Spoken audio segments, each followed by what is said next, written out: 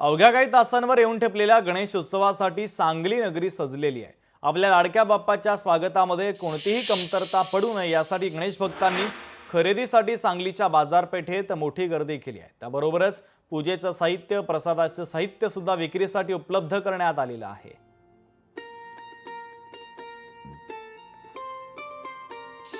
गणपती बाप्पाच्या आगमनासाठी फळं, फुलं, रांगोळी घेऊन खरेदी करण्यासाठी आले। त्यावेळी जरा वेगळं म्हणजे फुलं वगैरे भरपूर मकर वगैरे वेगवेगळ्या प्रकारचे आलेले आहेत। गणपतीच्या सजावटीसाठी लागणारे वेगवेगळे कापड, फुलं, फळं, सजावटीचे साहित्य, मकर वगैरे हे खरेदीसाठी आणि घरात गणरायांच्या आगमनाच्या सजावटीसाठी आम्ही उत्साहपणे असं सांगली नगरीच्या या मारुती रोडच्या बाजारपेठेत बाहेर पडलेलो आहोत।